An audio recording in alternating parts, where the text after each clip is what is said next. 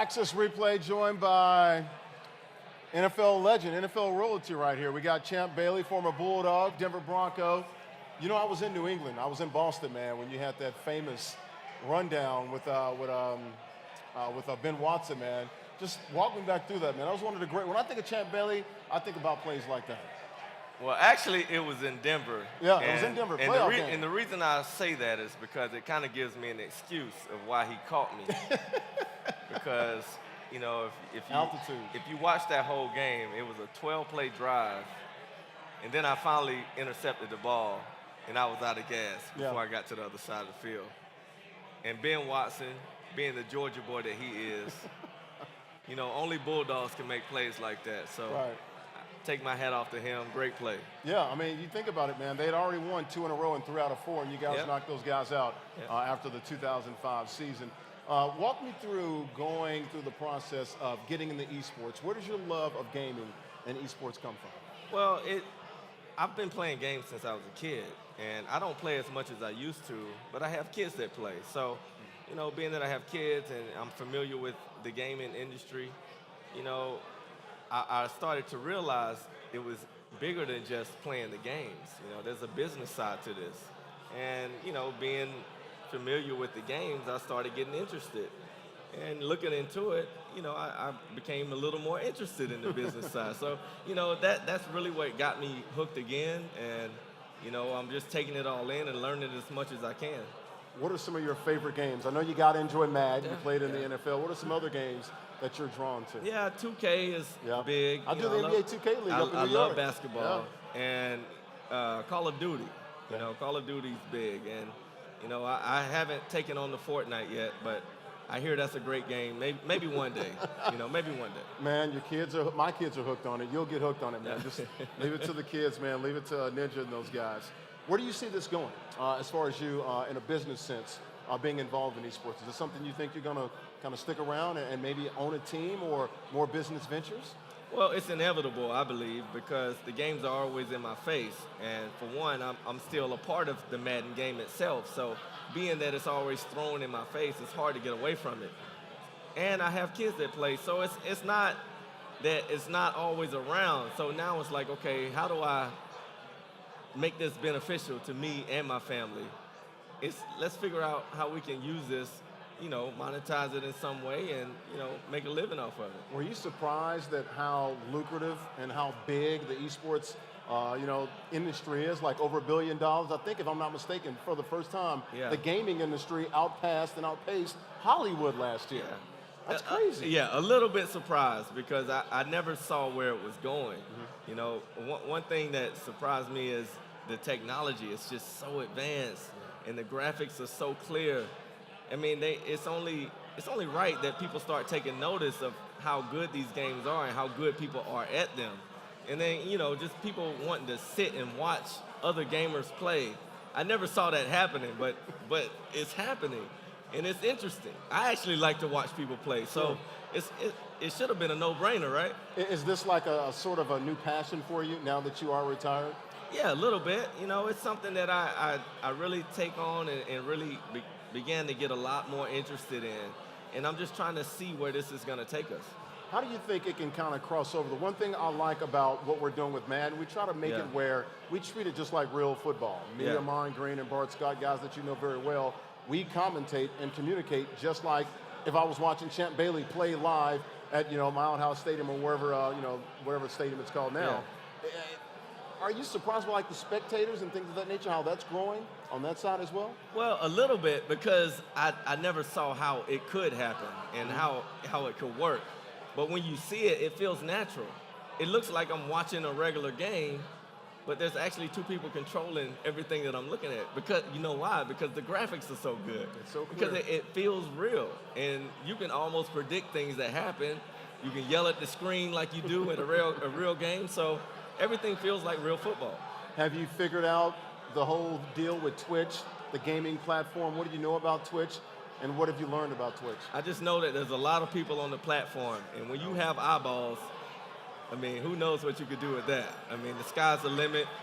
They actually have people's attention, and I appreciate that about Twitch is They know that people are watching, and they're going to find a way to keep it interesting for everybody. Do you have a Twitch channel? Are you going to start No, gaming? No streaming for you? Let's not get up ahead of I'm not a gamer, I'm not a gamer.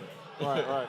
Tell us about how you got hooked up with Access Replay and how did that all come together and what's your involvement with this partnership? Well, one thing I've learned is, as an NFL player, you're always going to have a good network of people that you can reach out to. And, just being that I've known a few people here and there in this city, I was arm length away from Access Replay. And who knows where this is going to lead us. It's good to actually be here and form a partnership with them. The sky's the limit with this company. What do you think so far with this turnout here and this benefit tonight? It's great. I mean, a lot of people in the building, a great tournament. We got a winner. Let's see where this could take us. All right, we got Super Bowl 53 coming up in just a few days on Sunday. We were talking off camera a little bit about whether or not you would be attending that game. There's a little caveat if you really want to go to that game, right? Yeah. If I get in the Hall of Fame, obviously I got to be there. So Saturday night will really determine what happens from there.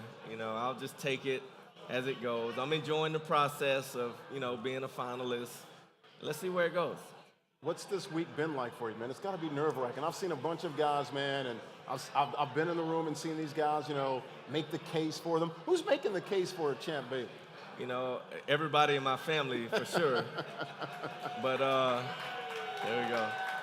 But, the Broncos, my dogs, I'm here at home. I got a lot of support, but, unfortunately, none of them vote. Right. So it's all about these voters and what they feel is going to happen. So it's in their hands. How do you feel about your chances, man? And how nerve-wracking has it been for you? I feel good. I feel really good about my chances. There's never been a guy been to 10 Pro Bowls and not made it on the first ballot. So I've been to 12. I feel like I got a good shot, right? But, it's a different time. It's all about timing. It is. And like I said, I don't vote, so it's not up to me. Who's your biggest competition? We were talking about Ty Law. I got to cover him a little bit up in Boston and with New England.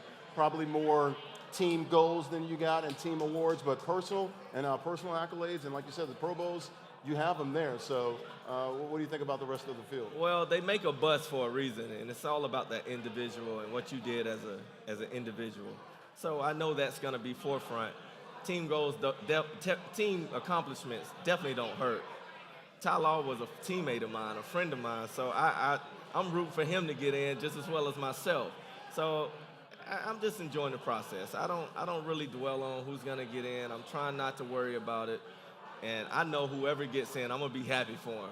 Because I just talked to a few guys that have been through this process 3, 4, 5, 6 times. I was going to ask you about that. What's the best advice you've gotten from a Hall of Famer that's in Enjoy there the process, and the first person I went to was John Lynch, and he's been through this 6 times as a finalist.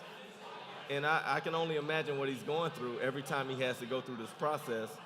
So I go to him. This is my first time. If I have to do it again, I want to know how to prepare for that. And he's always been a mentor to me and a guy that's always gave it to me straight. Where are you going to be Saturday night, man? And are you going to have a hotel and you're going to wait for that knock on the door? And well, this is home for me because I can easily be at home. Sure. But I decided I'm gonna go through the process with the rest of the guys. I will be at the hotel. I want to enjoy the moment and have my family there with me and, see how it turns out. What would it mean to have a bust and a gold jacket, man? Everything. It's what I dreamed of. Since I put on a helmet, being in the Hall of Fame was a goal of mine. It might have seemed lofty at the time, but here I am. Cool. Lastly, what's it like having your family members here, man? I saw Boss earlier today. You guys played at Georgia. What's it like, having family here, man, and during this whole process this weekend? It's great. This is what it's all about. You got to think, the games I lost, the games I won, the times I didn't feel good about myself, they always there. They always love me. That's all that matters, unconditional love and support. It's lasted throughout all these years, all the good and bad times. All right, lastly, before we go, we got Champ Bailey here. Hopefully, will be a newly minted Hall of Famer come Saturday night. Also, while we're watching NFL Honors. Super Bowl 53, New England in this game for the 9th time. Brady actually 9 appearances in 17 years, if you take out the 1 year that he got hurt in 2008 when I was up in Boston. Against the LA Rams. New England started their dynasty against the Rams back in 2001. Who do you got?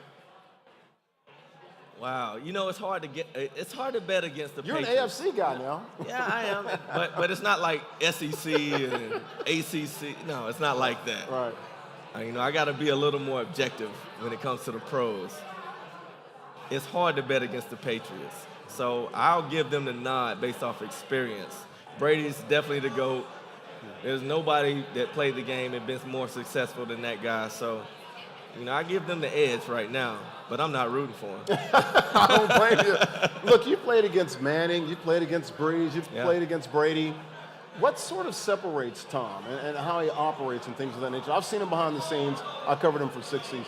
Well, I think you see the perfect storm in New England. You got a great head coach, a great offensive mind in Josh McDaniels, and you got a great, tough competitor like Tom Brady.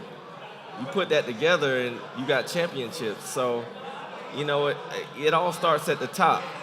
Robert Kraft, Belichick, your quarterback, and then everybody else.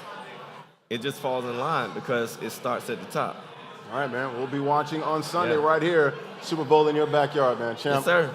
Congratulations, man. Good luck. I think you. you're going to get in on Saturday, man, and I mean that, man, and I hope that you get in on Saturday night. I appreciate it. Hope you get that little quiet knock on. No, it's a loud bang. It's a loud bang. A loud bang, right? I like the police saw it a coming, few times. It's a loud bang. The dude is 6'5", 350 pounds. So. Yes. Good luck, my man. Yeah. All right. My man. Champ Bailey right here, guys.